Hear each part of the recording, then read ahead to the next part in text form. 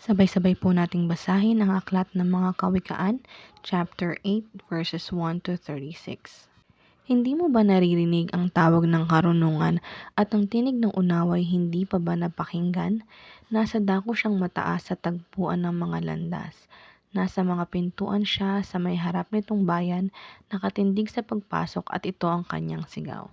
Kayo'y tinatawagan ko, tao ng sandaigdigan, para nga sa lahat itong aking panawagan. Kayong walang nalalaman ay mag-aral na maingat, at kayong mga mangmang pangunawa ay ibukas. Salita ko ay pakinggan pagkat ito'y mahalaga, bumubukal sa labi ko ay salitang magaganda. Pawang katotohanan itong aking bibigkasin, at ako ay nasusuklam sa lahat ng sinungaling. Itong sasabihin ko ay pawang matuwid, lahat ay totoo, wala akong pinilipit. Ito ay maliwanag sa kanya na may unawa, at sa marurunong ito ay pawang tama. Payo ko'y pahalagahan ng higit pa sa pilak, at ang dunong sa ginto ay huwag sanang itutumbas. Pagkat akong karunungan ay mahigit pa sa hiyas, anumang kayamanan ay hindi maitutumbas. Ako'y nagbibigay ng talas ng kaisipan, itinuturo ko ang landas ng hinahot karunungan. Ang paggalang at pagsunod kay Yahweh ay naglalayo sa kasamaan. Ako ay namumuhi sa lahat ng kalikuan, sa salitang baluktot at sa diwang kayabangan. Mayroon akong lakas at taglay na kakayahan, ganon din naman unawat kapangyarihan. Dahil sa akin ang hari na kapamamahala, nagagawa ng mga pinuno ang utos na siyang tama.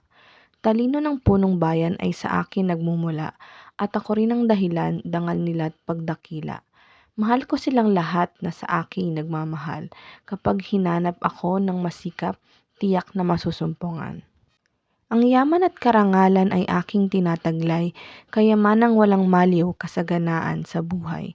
Ang bunga ko ay higit pa sa gintong dinalisay, mataas pa kaysa pilak ang halagang tinataglay. Ang landas kong dinaraanan ay daan ng katuwiran, ang aking tinatahak ay landas ng katarungan. Ang sa akin nagmamahal binibigyan ko ng yaman, aking pinupuno ang kanilang mga sisidlan. Sa lahat ng nilikha ni Yahweh ako ang siyang una, noong una pang panahon ako ay nilikha na. Matagal ng panahon nang anyuan niya ako, bago pa nalikha at naanyo itong mundo. Wala pa ang mga dagat nang ako'y lumitaw, wala pa ang mga bukal ng tubig na malilinaw. Wala pa ang mga burol, ganun din ang mga bundok, nang ako'y isilang dito sa sansinukob. Ako muna ang nilikha, bago ang lupa at bukid, nauna pa sa alabok at sa lupang daigdig.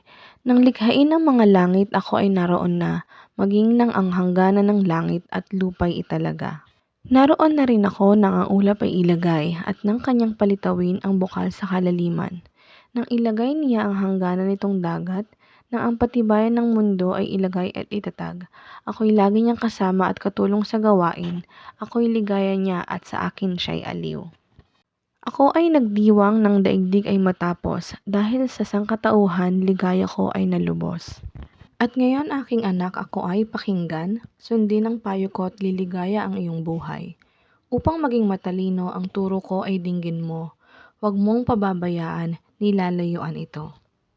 Mapalad ang taong sa akin ay nakikinig, sa akin ay nag-aabang at palaging nakatitig, pagkat ang makasumpong sa akin ay nakasumpong ng buhay, at ang kalooban ni Yahweh ay kanyang nakakamtan. Ngunit ang di makasumpong sa akin, sarili ang sinasaktan, ang napupuot sa akin iniibig ay kamatayan.